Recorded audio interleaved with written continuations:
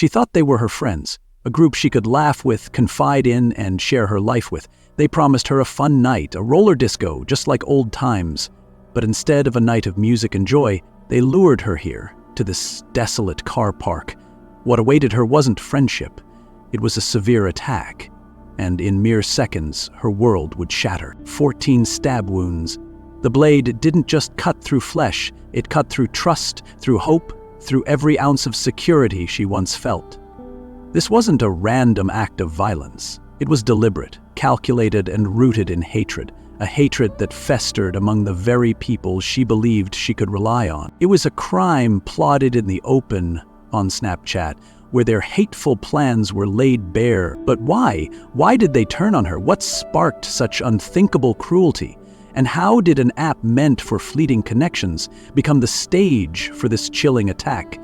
This is the story of a betrayal so cold, it shocked an entire world and left a young woman forever changed. Before that night, she was like any other 18-year-old, full of life and hope. She was a young transgender woman navigating the challenges of her identity while dreaming of a brighter future. For her, life wasn't always easy, but she faced it with courage and optimism.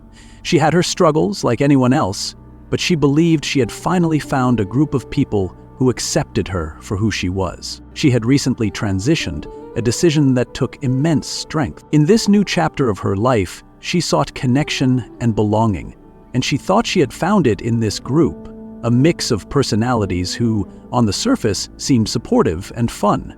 They spent time together, sharing laughs, planning outings, and bonding over shared experiences. Among them was Summer Betts Ramsey, a 19-year-old whose confident and commanding presence often made her the leader of the group. Summer had a way of drawing people in, but beneath her charisma, there was a sharp edge, a streak of hostility that could surface without warning. Then there was Bradley Harris, also 19, who often played the role of the Joker. He was quick with a laugh and even quicker to make cutting remarks, sometimes under the guise of humor. He was someone who thrived on attention, always eager to assert his dominance. Cameron Osei, at 18, was quieter than the others, but no less complicit.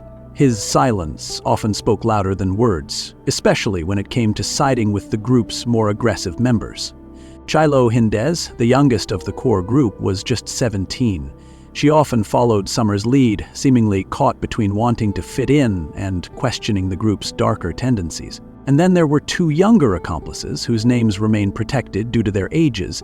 They were impressionable, easily swayed by the older members, and willing to go along with the group's actions, no matter how cruel. At first, the group seemed welcoming. They invited her into their circle, shared inside jokes, and even made her feel like one of them. But as time passed, subtle cracks began to show. The jokes became sharper, the remarks more pointed. There were moments when she felt like an outsider, but she dismissed them, thinking it was just her insecurities playing tricks on her. She had no idea that behind their smiles and shared laughs, resentment was brewing. They had learned about her transition, and for some of them, acceptance turned into intolerance. Instead of celebrating her courage, they saw her identity as something to mock, something to despise. Yet, they kept up the facade of friendship. They continued to hang out with her, masking their true feelings. It wasn't until much later that the messages came to light. Cruel, hateful exchanges on Snapchat, where they plotted to lure her out and teach her a lesson. The night everything changed began like any other gathering. The group had met at Bradley Harris's home, a familiar spot where they often spent time together. Laughter filled the air, but beneath the surface, tensions were brewing. Bradley had recently learned something that had sparked a fire of anger inside him. She was transgender. This revelation, instead of being met with understanding or indifference, became the catalyst for a wave of hostility that would culminate in unthinkable violence. And what made all of these even worse? She had an intimate affair with one of them, and when confronted about her transgender status, she lied, maybe because of previous transgender attacks. The discovery became a point of fixation, a reason to justify what was to come. She was now surrounded by people she thought were her friends. The group began to turn on her in ways she couldn't see. What started as quiet contempt soon spiraled into something far more dangerous. Their hatred wasn't confined to whispered conversations or private thoughts. It spilled onto Snapchat, where it was recorded in chilling detail. Digital evidence recovered by investigators painted a clear picture of their intentions. Messages, voice notes, and group chats revealed the depth of their cruelty. Summer Betts Ramsey, one of the ringleaders, didn't bother to hide her disdain. In a voice note shared with others, she said, "I have to go to Harrow to beat up some tranny bro." These words weren't a joke or an exaggeration. They were a promise, a declaration of what she intended to do. Other messages were just as damning. Plans were made, details exchanged. They joked about violence, about teaching her a lesson. It wasn't enough to mock her, they wanted to hurt her, to humiliate her, and they wanted to ensure everyone knew. What's most alarming about their actions is the level of planning involved. It was deliberate, methodical, calculated. They knew she trusted them, that she would come if they invited her, so they concocted a lie, a roller disco. It was something they had done before, something that would seem fun and innocent. They used this false promise to lure her out, knowing full well what they intended to do when she arrived. In the days leading up to the attack, they solidified their plan. Messages revealed their step-by-step preparation. They decided on the location, a car park, far from prying eyes. They discussed who would take part, who would watch, and who would deliver the first blow. Every detail was considered, nothing was left to chance. Even the youngest members of the group were involved in the planning. Their ages didn't absolve them of responsibility, it only added to the horror of what was about to unfold. The night of the attack began with hope. She had received messages from the group, excitedly inviting her to join them for a night of fun. They talked about the roller disco, about how much they were looking forward to it. She responded with equal enthusiasm, sending messages about what time she would arrive and what she planned to wear. For her, this was another chance to feel included, to bond with her friends. But for them, it was something entirely different. As she made her way to meet them, filled with optimism, they were already at the car park, waiting, preparing. The group had come together earlier that evening, masking their true intentions behind casual chatter. They arrived at the car park under the cover of darkness, their conversations growing quieter as the minutes ticked by. Each of them knew what was about to happen, yet none of them wavered. They were united in their purpose, bound by a shared cruelty that defied reason. As she approached, the atmosphere was tense. The group watched her from the shadows, their silence heavy with anticipation. She walked toward them, completely unaware of what was coming. For her, this was a night of fun and friendship. For them, it was something far more sinister. It happened in an instant. As she reached the car park, she was surrounded. The group, once friendly and welcoming, now turned on her with a ferocity that defies comprehension. In a flurry of motion, they launched their attack. For 45 seconds, the car park was filled with chaos. Shouts, the sound of punches landing, muffled cries for help. They didn't hold back. Each member of the group played their part, contributing to the brutality. One of them wielded a knife, delivering 14 devastating blows. The violence was swift, relentless, and horrifying. As the darkness of the car park settled back into a weird silence, the vicious attack came to a brutal end. But this was not the end of the story. The outcome of that moment would reverberate across not just the lives of the victim and her family, but also within the small circle of friends who had been complicit in the crime. The victim, though gravely injured, managed to survive the onslaught. She was left alone, bleeding, as the group scattered, vanishing into the night.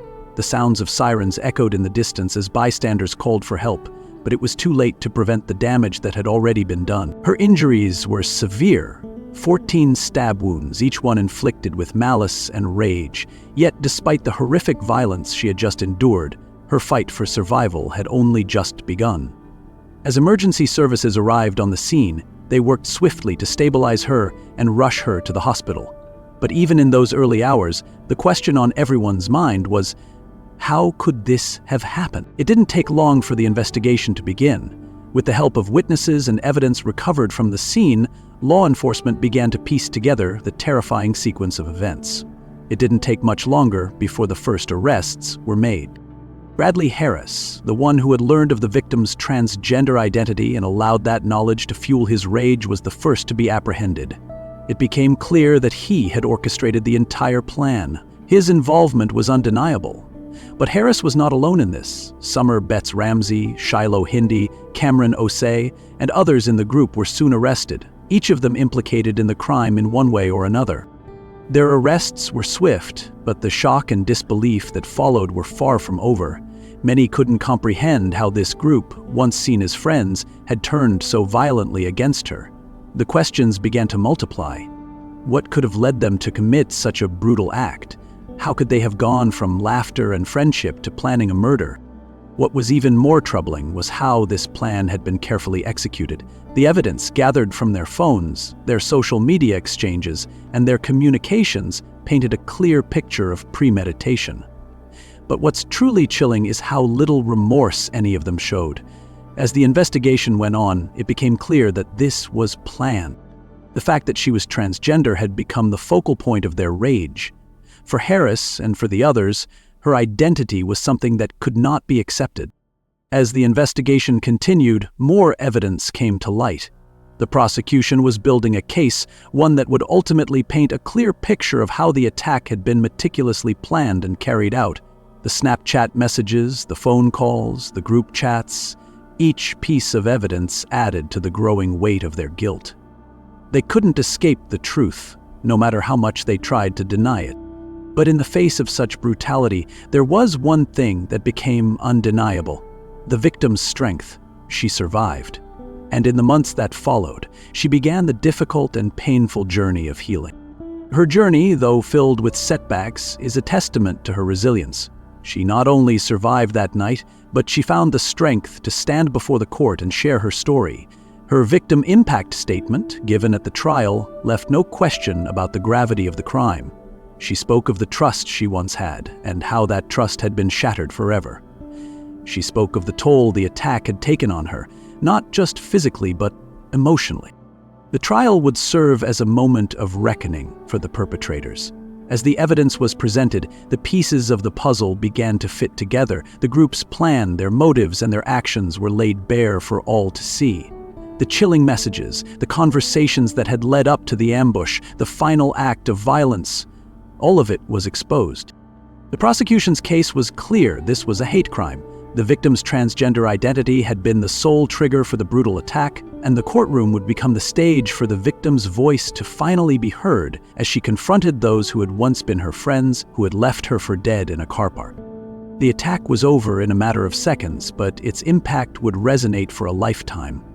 As the victim lay alone, bleeding on the cold concrete, every moment felt like an eternity. Paramedics arrived swiftly, their sirens blaring in the distance. Time was of the essence, but her condition was dire. Each minute that passed without immediate medical attention was a minute too long.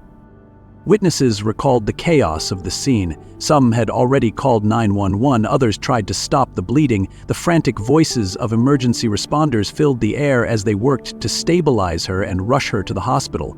But even with all their effort, there was no denying the severity of the injuries. She had been stabbed repeatedly, each wound a symbol of hatred and violence. In the ambulance, as the victim clung to life, no one knew if she would survive. But against all odds, she did. Though her body would carry the scars of that night forever, it was her spirit that refused to be broken. She was alive, and that, in itself, was a victory. Emergency responders later recounted the scene. They spoke of the blood that covered the pavement, the way her body had been crumpled and left for dead, and yet, against all expectations, she was conscious when they arrived.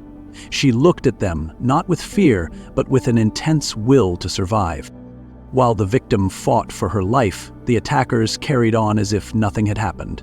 Their arrogance was as chilling as their violence. No remorse, no regret, just pride. As news of the assault spread, some of the attackers took to social media, sharing messages that would later come to haunt them. One of them, Bets Ramsey, posted, "It deserved it." These words, though callous, became a cornerstone of the case against them. The violence was not just physical, it was accompanied by a loud, unapologetic message of hatred. The group showed no fear of getting caught, no sense of accountability. They felt invincible, even as the evidence against them mounted, but not everyone agreed with their actions. Behind the scenes, the wheels of justice began to turn. Law enforcement wasn't wasting any time. The messages on Snapchat, the phone calls, and the incriminating social media posts all led directly to the perpetrators. The investigation moved quickly. Digital evidence was gathered, and soon the names of the attackers were known. The truth couldn't be hidden. The arrest of the attackers was inevitable, and when it came, the courtroom would become the stage for the victim's voice to finally be heard. The prosecution presented a damning case. Messages, phone calls, and an undeniable trail of evidence. It was all laid bare before the court. The gravity of the crime was impossible to ignore. The trial was a turning point not only for the victim but for everyone watching. The prosecutor stood before the court, reading aloud the hateful messages exchanged between the attackers. "I have to go to Harrow to beat up some tranny bro," one message read. "It deserved it," another boasted. These words would resonate in the courtroom as they painted a clear picture of a crime driven by pure hatred. The victim, though still healing physically and emotionally, took the stand. Her voice, though trembling, carried the weight of her experiences. She spoke not just of the attack, but of how it had affected her life since. She spoke of the physical scars, yes, but more importantly, the emotional scars that no one could see. She described the anguish of being betrayed by people she had trusted, the fear she felt every time she left her home, and the constant reminder of the attack that would follow her for the rest of her life. "I'll carry these scars forever," she said, "not just on my body, but in my soul." Her testimony was a powerful moment, a stark reminder of the human cost of hate crimes and the lasting impact they have on their victims. When the sentences were handed down, they shocked many. Summer Betts Ramsey was sentenced to 8.5 years in youth detention. The others, Harris, Hindis, OC, and the rest, were each given sentences of 3 years. Some felt these sentences were too lenient considering the brutality of the crime. Others argued that it was a step in the right direction in holding individuals accountable for transphobic violence. The victim's journey didn't end with the trial. It was just another chapter in a much longer road to healing. Though she had survived the attack, the scars, both physical and emotional, remained, but there was something powerful about her resilience. Every day she worked toward rebuilding her life, one small step at a time. Her story became a beacon of hope for others. It was a reminder that no matter how brutal the attack, survival was possible. It was a reminder that strength can emerge from even the darkest of places. Transphobia, they explained, was a pervasive issue that needed to be addressed head-on. Hate crimes like this weren't just isolated incidents, they were part of a larger societal problem. And the rise of social media only made things worse. It was becoming increasingly clear that platforms like Snapchat and Instagram were being used to incite and spread violence. They called for greater awareness, for allyship, and for stronger legal protections for transgender individuals. And perhaps most importantly, they called for a culture shift, a movement toward acceptance, respect, and love for all people, regardless of their identity. If you were moved by this story and want to be part of the change, please take a moment to subscribe, share, and spread awareness. Together, we can make a difference.